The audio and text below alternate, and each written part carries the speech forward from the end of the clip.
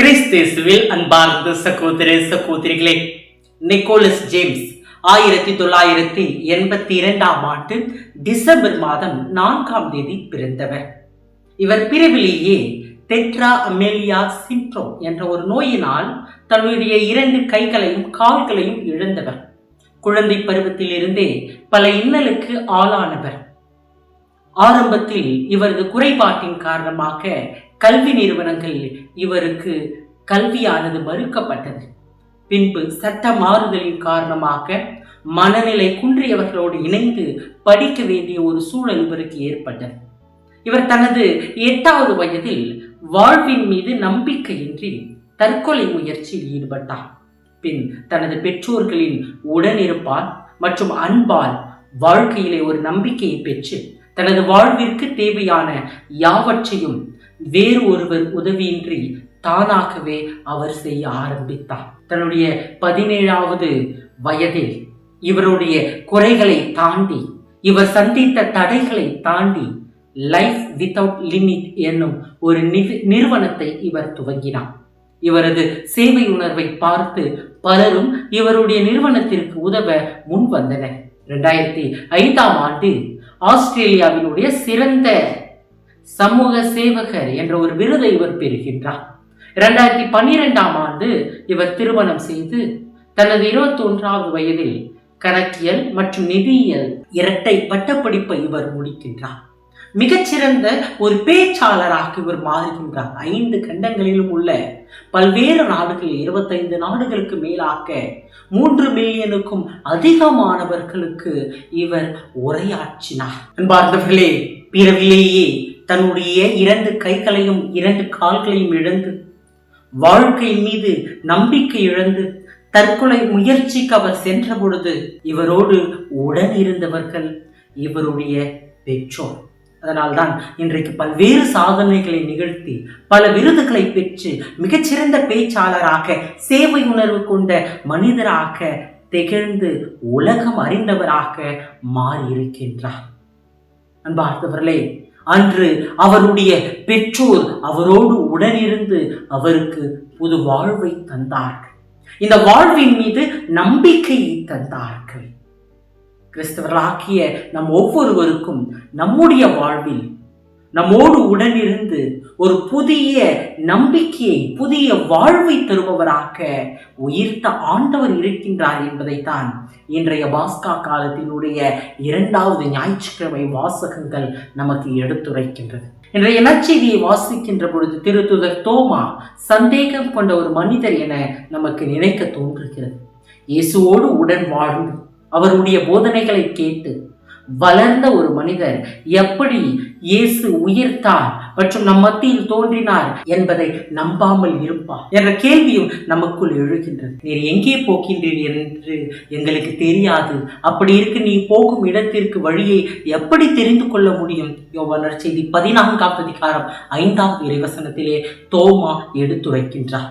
இயேசு இறந்த லாசரை காண செல்வோம் என்று சொல்லும்போது தோமா மற்ற சீடர்களிடம் நாமும் அவரோடு செல்வோம், அவரோடு இறப்போம் என்று சொல்லுகிறார். யோவான் நற்செய்தி 11ஆம் அதிகாரம் 16வது வசனம். அப்படி என்றால் மற்ற சீடர்களை காட்டிலும் தோமா ஆண்டவர் மீது நம்பிக்கை கொண்டு வாழ்ந்தவர் என்பது புரிகிறது.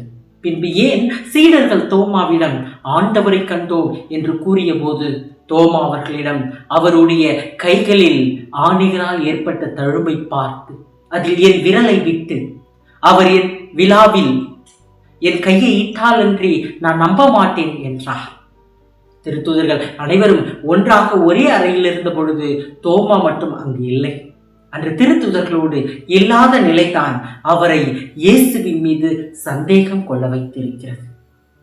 தோமா திருத்துதர்களோடு உடனிருந்த போது இயேசு மீண்டும் தோன்றுகிறார். அதுவரைக்கும் கண்டாலும் அவருடைய காயங்களில் விரலை விட்டால் தான் நம்புவேன் என்று சந்தேக வார்த்தைகளை பேசிக் கொண்டிருந்த தோமா இயேசுவை பார்த்து நீரே என் ஆண்டவர், நீரே என் கடவுள் என்கின்றார். யோவான் நற்செய்தி 20ஆம் அதிகாரம் 28வது இறைவசனம். இங்கு இயேசுவின் மற்றும் திருச்சபையின் உடனிருப்பு நம்மை அவரை கண்டு கொள்ள வைக்கின்றது. அதனால்தான் திருத்தூதர்களோடு அவர் உடனிருந்த பொழுது, அதாவது திருச்சபையோடு அவர் உடனிருந்த பொழுது, இயேசுவோடு அவர் உடனிருந்த பொழுது அவருக்குள் நம்பிக்கை பிறக்கின்றது. அன்பர்களே, திருத்துதர்களோடு தோமா உடனிருந்ததைப் போல திருச்சபையோடு நாம் உடனிருக்க வேண்டும். திருத்துதர்களோடு உடனிருந்து இயேசுவை கண்டுணர்ந்தது போல நாமும் திருச்சபையோடு உடனிருக்கின்ற பொழுது இந்த இயேசுவை நம்முடைய வாழ்க்கையிலே கண்டு கொள்வோம், அவரோடு உடனிருப்போம்.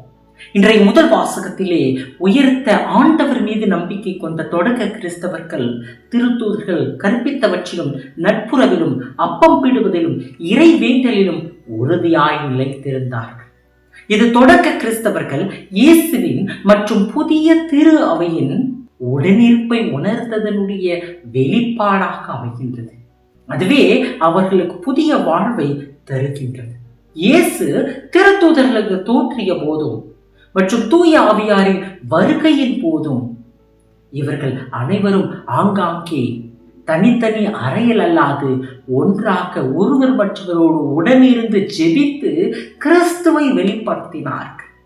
ஆண்டவரிடம் நம்பிக்கை கொண்ட திரளான ஆண்களும் பெண்களும் இவர்களோடு சேர்க்கப்பட்டார்கள். திருத்தூதர் பணிகள் 5ஆம் அதிகாரம் 14வது வசனம். இதுதான் இவர்கள் இயேசுவின் மீது கொண்ட நம்பிக்கையை ஆழப்படுத்தி யாவருக்கும் கிறிஸ்துவை எடுத்துரைத்து அற்புதங்களை நிகழ்த்த காரணமாக அமைகின்றது. இன்றைய நற்செய்தி உயிர்த்த ஆண்டவரினுடைய 3 கனிகளை நமக்கு தருகின்றது. நாம் எப்பொழுதெல்லாம் இந்த இயேசுவை நம்முடைய வாழ்க்கையிலே கண்டுகொள்கின்றோமோ அப்பொழுதெல்லாம் இந்த 3 கனிகளிலும் நாம் வளர்வோம். இந்த 3 கனிகளும் நம்முடைய வாழ்வாக மாறும். அதுதான் நமக்கு புதிய ஒரு வாழ்வை தரும். உயர்த்த ஆண்டவரை நம்முடைய வாழ்க்கையிலே நாம் உணர்கின்ற பொழுது, அவருடைய உடனிருப்பிலே வாழ்கின்ற போது நாம் பெறுகின்ற முதல் கனி அமைதி என்னும் கனி. இன்றைய நற்செய்தியிலே தன் சீடர்களுக்கு இயேசு தோன்றிய போது அவர் சொன்ன முதல் வார்த்தை, உங்களுக்கு அமைதி உரித்தாக்கு. யோவான் நற்செய்தி 20ஆவது அதிகாரம் 19 மற்றும் 26வது இறை வசனங்கள். இயேசு ஒவ்வொரு முறையும் சீடர்களுக்கு காட்சி தந்த போது அவர்கள் குழப்பத்தில், கலக்கத்தில், துக்கத்தில் இருந்தார்கள். அவர்களுக்கு இயேசுவினுடைய அமைதி தேவைப்பட்டது.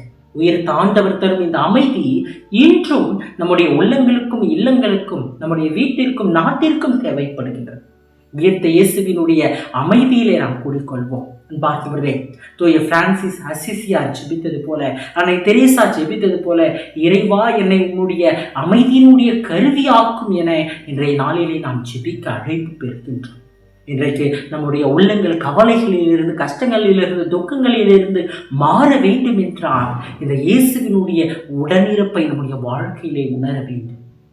இயேசு நம்மோடு உடன் இருக்கின்ற பொழுது அவர் தருகின்ற இந்த அமைதி என்னும் கனியானது நம்முடைய வாழ்வாக மாறும். உயர்த்த ஆண்டவரினுடைய 2வது கனி தூய ஆவியார். தன் சீடர்களுக்கு ஆட்சியளித்த போது அவர்கள் மேல் ஊதி தூய ஆவியை பெற்றுக் கொள்ளுங்கள். யோவான் நற்செய்தி 20ஆம் அதிகாரம் 25வது வசனத்திலே குறிப்பிடுகின்றார். தூய ஆவியின் வல்லமையால் மரியின் உதிரத்தில் உதித்து மனுக்குல மீட்பிற்காக தன் உயிரை தந்து உயிர்த்து அதே தூய ஆவியை நாம் ஒவ்வொருவரும் பெற்றுக்கொள்வதற்கு இயேசு நமக்கு அருளுகின்றார். அன்பார்ந்தவர்களே, இன்றைக்கு நாம் ஒவ்வொருவருமே இந்த தூய ஆவியினுடைய ஆலயங்களாக வாழ்ந்து கொண்டிருக்கின்றோம்.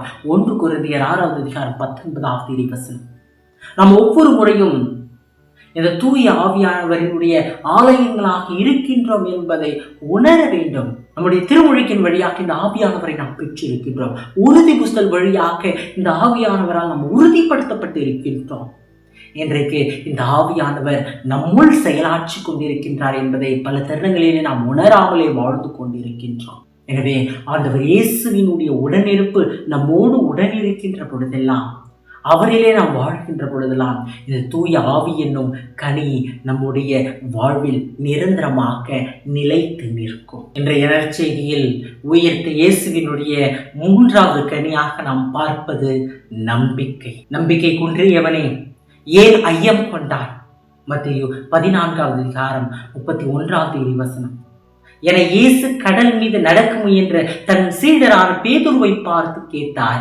அதே இயேசு கிறிஸ்து உயிர்ப்புக்கு பிறகு தன்னுடைய சீடர்களை பார்த்து, நம்பிக்கை கொண்டோர் பின்வரும் அடையாளங்களை செய்வர், அவர்கள் என் பெயரால் பேய்களை ஓட்டுவர், புதிய மொழிகளை பேசுவர். மார்க்கு நற்செய்தி 16வது அதிகாரம் 17வது வசனம். மேலும் இன்றைய நற்செய்தியே ஐயம் தவிர்த்து நம்பிக்கை கொள். யோவான் நற்செய்தி 20வது அதிகாரம் 27வது வசனம் என தன்னுடைய சீடரான தோமாவை பார்த்து குறிப்பிடுகின்றார்.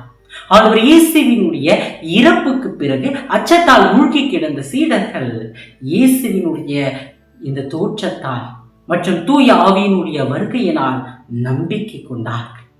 இயேசு தன்னுடைய சீடர்களை மட்டுமல்லாது நாம் ஒவ்வொருவரையும் நம்பிக்கையோடு வாழ அழைப்பு தருகின்றார். தோமா கிறிஸ்துவ ஒன்றிப்பை தவறிவிட்டதால் இயேசுவை பார்க்கின்ற வாய்ப்பை அவர் இழந்தார் மற்றும் அவரது நம்பிக்கையில் அவர் தளர்ந்தார்.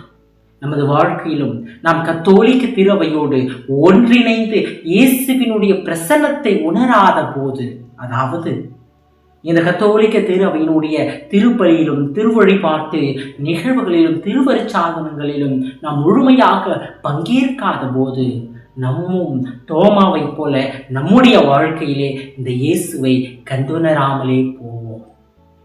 நமது வாழ்க்கையிலே இந்த இயேசு தருகின்ற அமைதியை இழந்து விடுகின்றோம்.